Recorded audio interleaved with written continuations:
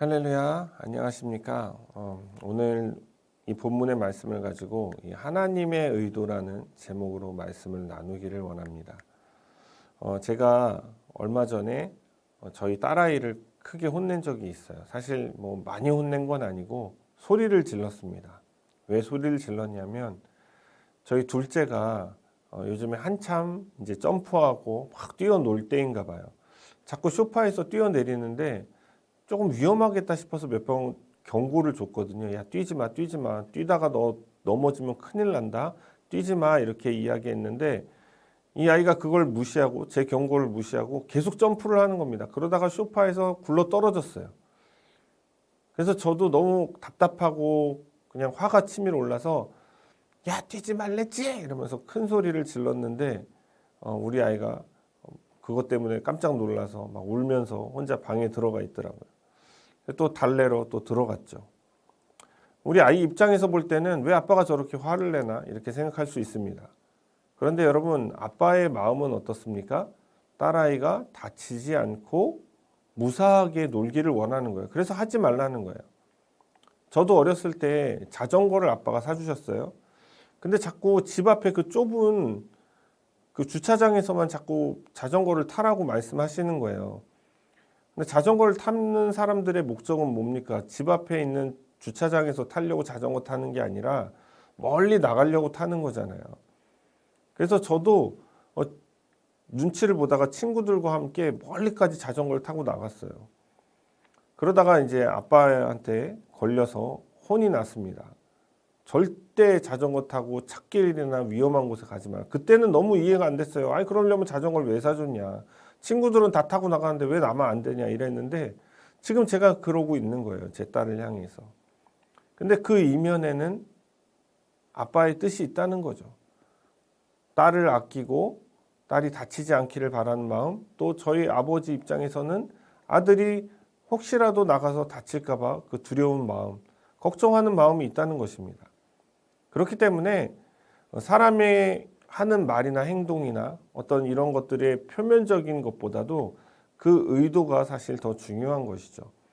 오늘 이 하나님의 의도, 오늘 본문 말씀을 통해서 살펴볼 텐데요.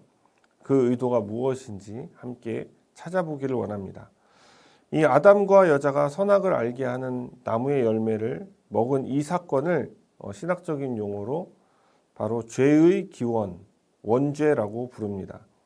죄가 어디로부터 어떻게 들어왔고 또 그 죄의 결과가 얼마나 참담한 것인지를 알게 되어지는 것입니다. 아담과 여자가 사단의 속임수에 넘어가서 범죄함으로 말미암아 결국 하나님의 심판을 받게 되어지는 것이 오늘 이 본문의 말씀입니다. 하나님의 심판은 뱀, 여자, 아담 이 순서대로 선언이 되어지는 것입니다. 그래서 우리가 첫 번째로 이 뱀의 심판을 한번 살펴보겠습니다. 14절 말씀 함께 읽겠습니다. 여호와 하나님이 뱀에게 이르시되 내가 이렇게 하였으니 내가 모든 가축과 들의 모든 짐승보다 더욱 저주를 받아 배로 다니고 살아있는 동안 흙을 먹을지니라. 아멘. 이 뱀은 사람과 다르게 이 변명의 기회조차 주어지지 않는 것을 볼 수 있습니다. 왜냐하면 뱀은 심판의 대상이기 때문이에요. 그러나 사람은 구원의 대상인 것입니다.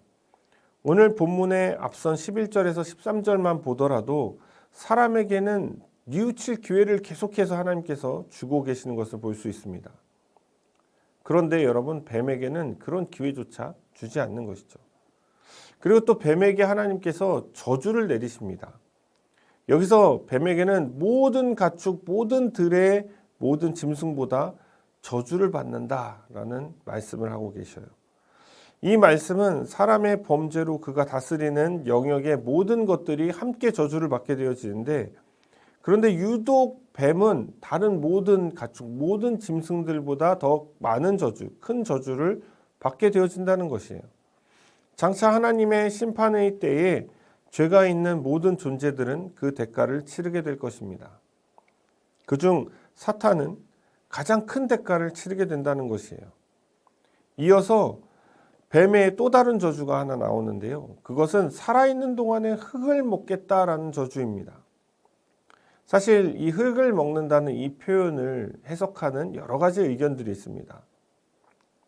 흙은 바로 사람이다. 그렇기 때문에 뱀은 사람을 먹는 존재가 될 것이다. 그러니까 사단은 사람을 공격하고 먹는 존재이다. 뭐 이런 뜻으로 이야기를 한다는 거예요.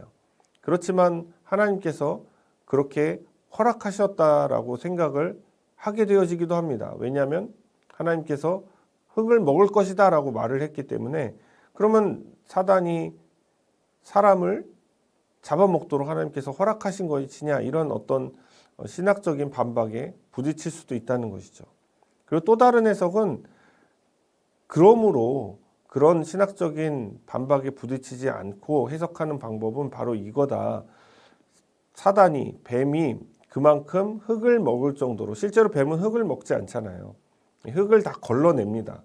바닥을 기어다니면서 흙을 먹을 정도의 치욕스러움을 맛볼 것이다. 하나님의 심판의 때에 치욕스러움을 맛볼 것이다 라는 그런 은유적 표현이다라고 주장하시는 분들도 있습니다. 저는 이 두 가지 해석이 다 어느 정도 맞다고 봅니다. 그런데 저는 이것을 조금 더 응용해서 해석해 보기를 원합니다. 사람은 흙에서 왔죠. 그리고 흙으로 돌아간다고 하나님께서 말씀하셨습니다. 그런데 사람만이 흙으로 지어진 것은 아닙니다. 동물들도 흙으로 지어졌죠. 그렇다면 아까 처음에 그 관점에서 보면 흙을 먹는다는 것은 꼭 사람만 포함되는 것이 아니라 동물들도 뱀이 먹는다는 것을 말하는 거예요. 그러면 뭔가 이렇게 앞뒤가 맞지 않죠. 그 해석에 따르면. 창세기에서는 짐승도 흙으로 지어졌고 사람과 짐승의 차이를 무엇으로 구분하느냐? 그 코에 하나님의 생기가 들어갔느냐 안 들어갔느냐로 그 차이를 본다는 것입니다. 사람은 그러므로 육체만 갖고 있는 것이 아니라 살아있는 영으로서 그 영을 소유한 존재가 되는 것입니다. 육체가 흙이 그 원천이라면 영은 하나님께서 그 원천이 되시는 것입니다. 왜냐하면 하나님께서 그 코에 생기를 불어넣어 주셔서 살아있는 생명이 됐기 때문입니다. 뱀이 흙을 먹는다는 것은 이 육체의 일을 도모하도록 그것을 지배한다는 것입니다. 그래서 갈라디아서 5장 19절에서 21절에 보면 육체의 일은 분명하니 곧 음행과 더러운 것과 호색과 우상 숭배와 주술과 원수 맺는 것과 분쟁과 시기와 분냄과 당짓는 것과 분열함과 이단과 투기와 술 취함과 방탕함과 또 그와 같은 것들이라. 사랑하는 여러분, 이 뱀은 소명의 기회조차 주어지지 않은 채 심판과 저주의 대상이며 가장 큰 저주를 받는 존재였습니다. 이런 뱀, 즉 사탄이 노리는 것이 무엇이냐? 그것은 바로 육체라는 거예요. 육체. 그러니까 사람 자체가 아니라, 사람은 영도 소유했잖아요. 육체라는 겁니다. 즉 그것이 흙을 먹는 것의 다른 표현이 아닌가, 이렇게 볼 수 있다는 것이죠. 그렇다면 이런 의문점이 있습니다. 아까 제가 말씀드린 것처럼 흙을 먹을지라 라고 하나님께서 말씀하셨다면 흙을 먹도록 하나님이 허락하신 것이 아니냐라고 생각되어질 수 있는데요. 이것을 우리가 문맥상 보면 이 장면은 하나님께서 뭔가를 허락하는 그런 장면이 아닙니다. 그러니까 하나님께서 심판을 선언하시는 장면인데, 그렇기 때문에 허락하는 개념으로 이것을 보면 안 되고요. 또 하나는 더 중요한 사실이 있는데, 이것은 영적인 진리가 이 안에 담겨져 있다는 것입니다. 사단이 여자와 아담을 속이고 범죄했을 때 벌어진 일이 있습니다. 첫 번째는 육체가 죽음에 이르는 것이죠. 근데 이것은 큰 문제가 아니에요. 더 큰 문제는 무엇이냐? 그 영혼이 죽게 되어진다는 것입니다. 영혼이 죽게 되어지는 일이 벌어지는 거예요. 죄로 말미암아. 사탄의 그 일격에 사람은 육체도 죽지만 이 영혼까지, 하나님의 형상, 하나님의 생기가 불어넣어진 그 생명의 존재가 될 수 있었던 그 영혼의 죽음을 맞이하게 된다는 거예요. 그래서 하나님께서는 다시는 사단이 사람을 속일지라도 육체에만 그것을 제한을 두셨다는 것입니다. 그러므로 허락이 아니라 제한인 것이죠. 그래서 사람은 누구나 다 죽어요. 다 죽습니다. 영원히 육체를 가지고 살아있는 사람은 없다는 거예요. 그러나 영혼은 구원을 받을 수 있다는 것이죠. 그래서 예수를 믿는 자들은 구원받은 자들, 구원의 방주에 올라탄 사람들은 하나님 믿고 예수님이 자신의 구세주로 그렇게 여기면서 살아가지만 여전히 육에 속해 있기 때문에 죄를 짓는 인생을 살아갑니다. 여러분 가운데 예수님 믿고 다시 태어났다 하더라도 죄 한 번도 안 짓고 사는 사람 누가 있을 수 있겠습니까? 다 죄를 짓습니다. 최대한 죄를 안 지려고 노력을 하는 것이죠. 그러나 어쩔 수 없이 죄를 짓게 되어져요. 육체에 속해 있기 때문에 그것은 어쩔 수 없는 것입니다. 그러나 우리의 영혼은 십자가야로 항구적인 은혜 가운데 살아갈 수 있게 되어지는 것입니다. 내 영혼은 안전한 거예요. 그래서 예수 그리스도를 믿는 자들은 자기의 죄를 자백하기만 하면 하나님께서 용서해 주시고 다시 기억치도 않으신다라고 말씀을 하고 있는 것입니다. 그러니까 이 뱀에 대한 심판을 우리가 보면서 그 이면에 사람을 향하신 영원한 구원의 계획이 담겨져 있음을 보게 되어지는 것입니다. 자, 그렇다면 둘째로 여자에 대한 심판이 등장합니다. 우리 16절 말씀을 한번 볼까요? 또 여자에게 이르시되 내가 네게 임신하는 고통을 크게 더하리니 내가 수고하고 자식을 낳을 것이며 너는 남편을 원하고 남편은 너를 다스릴 것이니라 하시고, 아마도 아기를 낳아보신 여성분들은 잘 아실 것입니다. 요즘에는 무통주사도 있고요. 그리고 제왕절개를 통해서 아기를 낳기도 합니다. 그래서 통증을 못 느끼고 낳으시는 분들도 있어요. 어떤 분이 말씀하시기를 무통주사 맞으니까 애 5명도 낳겠더라. 이런 말씀을 하십니다. 자연분만을 하셨던 분들 가운데는 사실 불행하게도 제 아내처럼 무통주사 없이 낳으시는 분들, 그분들은 그 고통을 다 느끼셨을 것입니다. 저희 자녀들도 사실 미국에서 낳았는데요. 첫째 딸이 태어날 때 제가 병원에 가서 이 분만하는 과정을 다 보았습니다. 지켜보았는데 제 아내가 너무 고통스러워하는 거예요. 막 이렇게 힘을 주어서 낳는데 오랜 시간 또 낳잖아요. 특히 첫째 아이는 오래 걸리더라고요.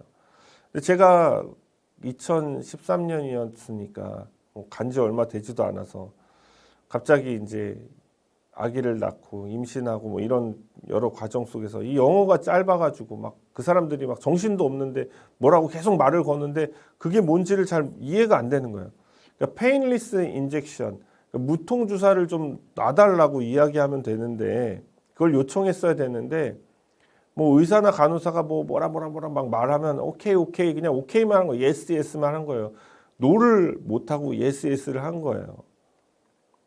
그러다가 결국에 제 아내가 무통주사 맞는 타이밍도 놓치고 그리고 결국 무통주사를 낳지 않고 그 모든 고통을 다 느끼면서 첫째 아이를 낳은 것입니다.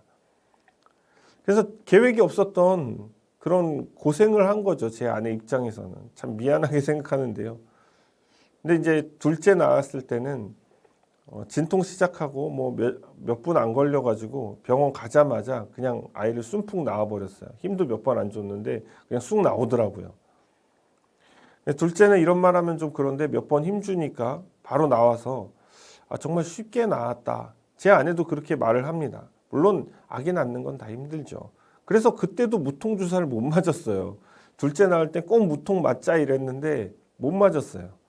너무 순식간에 아기가 나오는 바람에. 오늘 16절을 보게 되어지면 그런데 우리의 이런 현실과 좀 다릅니다. 왜냐하면 이것이 그 당시의 언어로 쓰여졌다 하더라도 이 말씀이 하나님께서 선언하셨기 때문에 오늘날에도 적용이 되어야 하는 것이거든요. 그렇다면 임신하는 고통을 크게 더한다고 말씀하셨는데 이 무통주사나 제왕절개 또 제 아내처럼 둘째를 쉽게 낳았다고 말하는데 제 아내의 이야기를 들으면 이 말씀이 크게 와닿지가 않아요. 얼마나 큰 고통이 될 수 있겠느냐. 그렇다고 제가 해산하시는 분들의 그 고통을 절대 결코 폄하하는 것은 아닙니다. 여전히 이 해산의 고통이 극심한 것은 의심할 여지가 없죠. 그렇다면 이 본문이 이런 말을 한 의미는 무엇일까요? 하나님께서 본래 사람을 생육하고 번성하고 땅에 충만하도록 축복해 주셨습니다. 그러므로 자식을 낳는 것은 하나님의 축복이 유효할 때, 죄가 없을 때에는 정말 큰 축복이었고 기쁨이었어요. 고통이 하나도 없었다는 것이죠, 그 당시엔. 그러나 하나님께서는 이 범죄한 여자로부터 그러니까 아이를 낳고 번성하고 생육하는 이 축복을 빼앗진 않으셨습니다. 그 대신 그 축복 안에 고통을 함께 느끼도록 고통을 더하신 것이죠. 그래서 아이를 낳는 것은 구약에서도 축복이라고 여겼잖아요. 여자들이 막 아이를 낳으려고 사무엘도 얼마나 어렵게 한나가 낳았습니까? 고통 중에 막 괴롭힘을 당하고 이 분인나로부터 고통을 받다가 제단에 와서 하나님께 부르짖어 기도하면서 결국 축복을 엘리 선지자로부터 받고 엘리 대제사장으로부터 받고 그리고 돌아와서 사무엘을 임신하게 된 건 아닙니까? 그것뿐만 아니라 라헬과 레아의 관계에서도 이 자녀를 낳는 것은 큰 기쁨이고 축복이었습니다. 그런데 이 축복이 거저 주어지지 않고 고통을 수반하여 주어진다는 것을 말해주고 있는 거예요. 그리고 아이를 임신하고 또 10달 동안 기다리고 그 아이가 태어나고 또 그 아이를 키우기까지 그 수고로움이 얼마나 있냐는 거예요. 근데 과거에 죄 짓기 전에는 하나님께서 이런 수고로움과 고통이 없었다는 거예요. 그러나 쉽게 그 축복을 누리지 못하게 하셨다는 것을 의미하는 것이죠. 그런데 여기서 또 하나 중요한 것은 하나님께서 왜 이 축복을 죄를 지었기 때문에 거두어 가실 수도 있는데 거두어 가시지 않은 이유가 또 하나 있습니다. 그것은 구원론적인 관점에서 볼 필요가 있는데요. 15절 하반절에서 우리가 이것을 엿볼 수 있습니다. 함께 읽어볼까요? 여자의 후손은 내 머리를 상하게 할 것이요 너는 그의 팔꿈치를 상하게 할 것이라. 그러니까 이 구절을 흔히 원시복음이라고 말을 하는데요. 즉 예수 그리스도 메시아에 대한 예언을 선언하는 장면이 여기에 담겨져 있는 것이죠. 죄인을 구원하시기 위해서는 사실 몇 가지 조건이 필요합니다. 첫 번째는 사람을 대표하는 사람이 있어야 합니다. 그러니까 모든 사람을 대표할 수 있는 사람이어야죠. 그리고 둘째는 죄가 없는 사람이어야 합니다. 죄가 없는 사람이어야 돼요. 근데 사람은 다 태어나면서 죄를 가지고 태어납니다. 그래서 사람의 혈통이 아니면서 사람의 혈통이어야 하는 거예요. 이런 조건이 필요해요. 그래서 다윗의 자손으로 예수님께서 오셨지만 그 잉태는 성령으로 된 것이죠. 또한 이 죄의 유혹을 이겨내야 하기 때문에 거룩한 존재로 살아가야 합니다. 그러려면 죄를 다스리고 이길 권세와 힘이 있어야 돼요. 근데 이런 권세와 힘은 사람에게 없죠. 그것은 하나님만 가지고 있습니다. 그러므로 신이어야 합니다. 그러니까 만약에 이 여자의 해산, 잉태하는 자녀를 낳는 이 축복을 하나님께서 끊어버리시면 예수님이 오실 수 있는 통로가 막혀버리는 거예요. 그런 관점에서 예수님이 오실 수 있는 통로를 개척하기 위해서, 놔두기 위해서 유지를 하신 것입니다. 그렇기 때문에 또 다른 축복이 되는 것이에요. 그걸 통해서 반인간 반신이 아니라 완전한 사람, 두 번째 아담이자 완전한 하나님, 성자 하나님께서 성육신 하실 수 있었던 겁니다. 그래서 예수님은 신성과 인성이 100% 있으신 분이에요. 50대 50으로 나누신 분이 아닙니다. 이 조건에 따라 장차 올 여자의 후손이 바로 예수 그리스도이신 것이고 그 후손이 뱀의 머리를 짓밟아 버린다는 것이죠. 여러분 여기서 뱀의 머리를 상하게 한다는 것은 어떤 의미로 볼 때 뱀의 간교함이 어디로부터 나옵니까? 바로 머리로부터 나오죠. 그러니까 이 간교함으로 더 이상 하나님의 백성들을 하나님으로부터 빼앗을 수 없게 한다는 그 완전한 승리를 담고 있는 것입니다. 또 여자의 발 뒤꿈치를 뱀이 상하게 한다는 것은 예수님을 십자가에 못 박는다는 뜻이죠. 예수님의 손과 발 그리고 옆구리에 상처가 났습니다. 그러나 그것으로는 결코 예수님을 굴복시킬 수 없는 것입니다. 발의 뒤꿈치는 상하겠지만 그러나 그 여자의 후손은 영원하다. 그리고 마침내 죄와 죽음의 권세를 완벽하게 이기실 그런 분이시다라는 것을 말씀하고 있는 것입니다. 아주 작은 흠집을 낸다는 거예요. 이어서 16절 하반절을 보면 여자와 남자의 관계를 말씀하고 있는데요. 여자는 남편을 원하고 남편은 너를 다스릴 것이다 라고 말씀을 합니다. 이 구절은 여자가 남자에게 종속된다라는 의미보다도 여자의 권리가 박탈된 것이다 라는 것을 뜻하기 위해서 쓰여진 거예요. 그러니까 본래 여자는 어떤 존재로 지음을 받았습니까? 아담을 돕는 배필로 지음을 받았죠. 그러니까 돕는 배필의 역할이 있는 것입니다. 그 역할로서 지음을 받은 거예요. 그걸 할 때 가장 행복한 겁니다. 그렇다고 해서 그 지위가 남자보다 밑에 있었던 겁니까? 그건 아니죠. 아담이 이렇게 이야기했어요. 내 뼈 중에 뼈요 살 중에 살이니라. 나와 동등한 위치다. 곧 네가 나다라고 말을 한 겁니다. 이런 지위를 얻은 존재가 바로 여자였어요. 그런데 그 여자가 선악과를 먹고 아담에게 그것을 건네줌으로써 자신의 지위와 돕는 배필이라는 역할로부터 멀어지게 되었다는 거예요. 그러니까 죄를 짓지 않도록 도왔어야 되는데 죄를 함께 짓도록 그 선악과를 건네주는 역할을 함으로써 그 지위, 돕는 배필의 지위가 박탈된 것이고, 그리고 여자가 먼저 그것을 먹었다는 것에서 벌써 동등한 위치이기를 거부한 것입니다. 그래서 하나님께서는 여자에게 그런 심판을 내리신 것이죠. 그래서 원래는 남녀 간의 갈등이 없었어요. 창조 때는 남녀 간의 갈등이 없었습니다. 너무나 수평적이었고 자신의 역할이 뚜렷하게 나타나 있는, 그러면서도 만족하고 행복하고 그것으로 인해서 기쁨이 있었던 그 상태가 바로 아담과 그리고 여자가 범죄하기 전의 상태였습니다. 그러나 죄를 짓고 타락한 후에 요즘 남자와 여자의 갈등이 얼마나 심합니까? 한동안 오랜 기간 동안 여자들은 남자의 지배를 받아왔습니다. 재산 목록 중에 하나였고요. 사람 취급을 못 받았어요. 그러니까 여자들이 맨날 권리, 그다음에 자신들의 어떤 그런 권리나 이런 것들을 자꾸 이렇게 내세우려고 하고 잃어버렸던 것들을 찾기 위해서 노력하는 움직임이 있지 않습니까? 그래도 우리가 부인할 수 없는 것은 지금 전 세계가 결국에는 남자들의 손에 의해서 좌지우지 된다는 거예요. 여성분들의 권리 신장 중요한 것입니다. 그것이 사실 죄를 짓기 전 창조 직후에 본래의 모습을 회복하는 것이기도 합니다. 그러나 죄 때문에 죄가 있는 이상, 우리가 육신 안에 거하는 이상 그것은 이상에 불과할 수도 있다는 것입니다. 우리가 장차 천국에 가서 하나님께서 우리를 부르셨을 때 그 자리에서는 우리가 모두 평등한 존재로 자신의 부여받은 역할 속에서 기쁨과 만족감을 누릴 수 있게 될 것입니다. 그것을 기대하시는 저와 여러분이 되길 원합니다. 마지막 세 번째는 아담에게 어떤 심판을 내리셨는가 우리가 한번 살펴보길 원합니다. 17절에서 19절 말씀 한번 보겠습니다.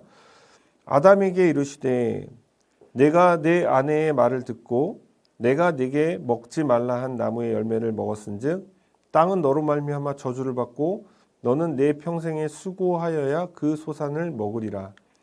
땅이 내게 가시덤불과 엉겅퀴를 낼 것이라.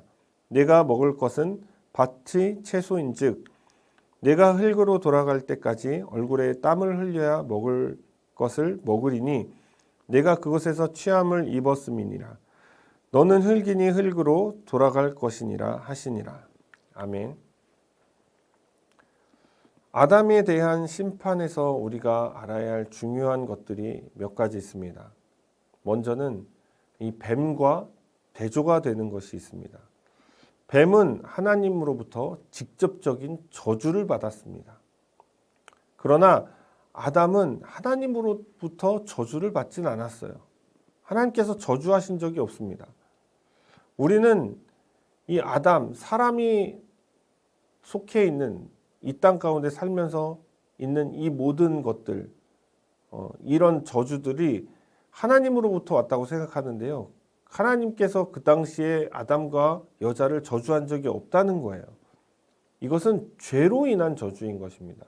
그러니까 죄가 우리 안에 있기 때문에 생기는 그 결과물, 죄의 쓴물이 올라와서 생기는 그 결과물이 저주인 것이지, 우리 자체가 하나님으로부터 저주를 받지는 않았다는 거예요. 이 저주에 대해서 그래서 우리가 구별할 필요가 있는 것입니다. 심판을 우리가 받게 되어진 것은 우리의 죄값에 대한 심판을 받는 거예요. 그렇기 때문에 심판을 받은 사람은 하나님으로부터 용서를 구할 수 있고, 그리고 용서를 받음으로써 다시 예전의 지위를 회복할 수 있는 그런 희망이 생기게 되어지는 것입니다. 그러나 여러분, 저주는 바꿀 수가 없는 거예요. 한번 저주가 임하면 끝이 나는 겁니다. 아담은 저주가 아닌 자신의 죄에 합당한 심판, 벌을 받는 것입니다. 아마도 17절에 나오는 이 땅은 너로 말미암아 저주를 받는다는 이 말씀 때문에 아담도 저주를 받은 것이 아니냐라고 생각할 수 있지만, 이것은 땅이 저주를 받는 거예요. 그러니까 다만 아담으로 말미암아 이 땅이 저주를 받는다는 것이죠. 그러니까 이 표현은 아담이 저주의 대상이 아니라 아담이 죄인이기 때문에 땅이 저주를 받는 그 원인이 된다라는 것을 말하고자 하는 것입니다. 하나님께서는 사람을 자신이 창조하신 세상을 다스리도록 부르셨습니다. 사람이 거룩하고 하나님과 밀접한 관계 속에서 그 역할을 수행할 때에는 하나님의 선하심이 그대로 전달되었어요. 그래서 세상은 완전했고 하나님의 축복이 사람이라는 통로를 통해서, 청지기를 통해서 온전하게 전달될 수 있었다는 겁니다. 그러나 타락 직후에 여자의 경우와 마찬가지로 하나님께서는 땅을 경작하고 다스리는 권세는 그대로 놔두셨지만 아담의 죄로 땅이 저주를 받게 되어집니다. 왜냐하면 하나님의 축복의 통로가 더럽혀졌기 때문에 마치 녹슨 파이프에 아무리 깨끗한 물을 집어넣어도 그 안에 오염된 물이 나오는 것처럼, 그렇게 우리 안에서 더러워진 것들로 인하여 결국 땅이 저주를 받게 되어진다는 것이죠. 14절과 같이 모든 짐승들도 저주를 받게 되어집니다. 그래서 하나님께서는 최종적으로 예수 그리스도를 통하여 자신의 백성들을 부르신 후에 죄악으로 물든 이 세상 전체를 다 심판하실 것입니다. 그리고 새하늘과 새 땅으로 다시 새로운 하나님의 나라가 도래할 거예요. 본래 에덴 동산은 가시덤불이나 엉겅퀴가 나는 곳이 아니었습니다. 물이 충분했고 어디든 경작하면 과실을 얻고 열매를 얻고 그 결과를 얻어낼 수 있는 곳이었어요. 그렇게 수고하지 않아도 되는 곳이었습니다. 그러나 아담이 죄를 짓고 난 후에, 타락한 후에는 수고하며 경작하지 않을 수가 없게 된 거예요. 땅은 계속해서 엉겅퀴와 가시덤불을 내기 때문이죠. 죄로 인해 저주받았기 때문입니다. 아담은 죽을 때까지 종일토록 수고해야 그 소산을 얻을 수 있게 된 것입니다. 결론을 맺도록 하겠습니다. 사랑하는 여러분, 이 뱀에 대한 하나님의 저주와 심판, 여자에 대한 심판, 그리고 아담에 대한 심판을 우리가 살펴보면서 어떤 하나님의 의도를 엿보게 되었습니까? 본문은 명확하게도 뱀에게는 영원한 형벌, 저주, 그리고 머리를 상하게 함으로써 사단이 가진 가장 큰 무기였던 속이는 것을 무용지물로 만들어 버리시겠다는 선언이 있었습니다. 그러나 사람에게는 축복의 고통을 주셨습니다. 자녀를 낳고 기르는 것은 분명히 축복이지만 또한 고통이기도 합니다. 그래서 아이를 키우는 것에 대한 두려움이 있는 사람들도 많아요. 또한 노력해서 성공해서 돈을 벌고 수고하는 것은 분명히 축복입니다. 그러나 평생 그렇게 힘겹게 살아가야 되는 것, 일하면서 일을 놓지 못하고 살아가야 되는 것은 분명 괴로운 일입니다. 부자는 부자대로 걱정할 거리가 많고요. 가난한 사람은 가난한 사람대로 걱정할 거리가 많아요. 무엇보다 예수 그리스도를 통해서 죄인을 용서하시겠다는 그 놀라운 계획, 이것이야말로 이 본문 속에서 엿볼 수 있는 하나님의 가장 큰 의도가 아닐까 저는 생각해 봅니다. 이것을 한 단어로 정리해 보면 바로 사랑인 것입니다. 하나님의 의도는 사람을 향한 절절한 사랑인 것이에요. 제가 대학교 때 읽었던 책 한 권을 소개합니다. 손양원 목사님의 일대기를 그린 책인데요. 사랑의 원자탄이라는 책입니다. 당시에는 책 제목이 너무 이상하더라고요. 원자탄? 뭐지? 내용을 읽어도 막 크게 공감이 되진 않았습니다. 그냥 대단한 분이구나. 이런 분도 있구나. 뭐 이런 생각을 했었어요. 큰 감동이 없었어요. 그런데 40대가 된 지금 그 책의 조각조각들을 떠올리면서 이 가슴이 미어지기도 합니다. 손양원 목사님은 이 여수에서 나병 환자들, 한센병 환자들을 돌보시면서 그렇게 평생을 사시다가 순교하신 분입니다. 손양원 목사님은 자신이 예수님으로부터 받은 그 사랑 하나 때문에 이 나병 환자들에게 그 사랑을 고스란히 나누어 주고자 그곳에 뛰어드신 것입니다. 그들과 함께 동거동락하면서 그들과 함께 가족처럼 지내기를 원하셨습니다. 그들을 정말 가족처럼 돌보셨어요. 하루는 나병 환자들이 자신들의 병이 전염병이기 때문에 전염될까봐 자신들에게 가까이 오는 것을 막았습니다. 그러나 목사님은 그런 거 개의치 않았어요. 가서 나병 환자들이 먹던 음식도 같이 먹고, 그리고 오히려 나도 그들처럼 되고 싶습니다라고 기도할 정도였습니다. 왜냐하면 걸린 사람과 걸리지 않은 사람 사이에는 뭔가 벽이 보였으니까. 그 벽을 넘어서 자신의 사랑의 온기를 함께 나누고 싶었던 거예요. 그렇게 사랑했던 분인데, 그렇게 헌신했던 분인데 어느 날 큰 불행이 찾아오게 되어집니다. 자신의 사랑하는 그 두 아들이 살해를 당하게 된 것이죠. 손양원 목사님은 자신의 두 아들을 죽였던 그 범인을 용서하기로 했습니다. 용서만 한 것이 아니죠. 더 나아가서 그 자를 자신의 양자로 삼았습니다. 손양원 목사님께서 양자로 삼으며 했던 그 말이 좀 기억나는데요. 제가 잘 기억이 안 나서 인터넷에 좀 찾아보니까 정확하게 나와 있는 것 같아서 이 글을 여러분께 읽어드립니다. 저 영혼이 불쌍해서 어쩌나. 내 아들들은 죽어서 천국에 갔지만 안재서는 죽으면 지옥에 갈 텐데. 저 영혼이 불쌍해서 어쩌나. 그를 살려야 한다. 그를 용서해야 한다. 그를 사랑해야 한다. 지금에 와서 생각해보니 이 손양원 목사님이 자신의 삶을 통해서 보여주셨던 그 사랑의 위력이 너무나 강력했기 때문에, 원자탄처럼 너무나 강력한 것이었기 때문에 이 책의 제목이 사랑의 원자탄, 너무나 완벽한 제목이었다는 것을 알게 되었습니다. 사랑하는 여러분, 하나님의 의도는 심판이 아니었습니다. 심판보다 사랑이셨습니다. 그 사랑은 죄인이 원수였던 저와 여러분들을 위해 자신의 독생자이신 예수 그리스도를 십자가의 형벌에 내모는 것이었습니다. 형언할 수 없는 그 사랑이 그곳에서 흘러나오는 것이죠. 이 큰 사랑을 하나님께서 태초부터 지금까지 변치 않고 일관성 있게 저와 여러분에게 보여주고 계시는 것입니다. 사랑하는 여러분, 이제 그 사랑 안으로 들어오시기 주님의 이름으로 축복을 합니다. 들어오십시오. 머뭇거리지 마십시오. 그 강력한 사랑 앞에 굴복하시고 그 사랑을 마음껏 누리시는 여러분들이 되시기를 바랍니다. 그 사랑의 손을 주님께 내밀 때에 주님께서 그 손을 붙잡아 주실 것입니다.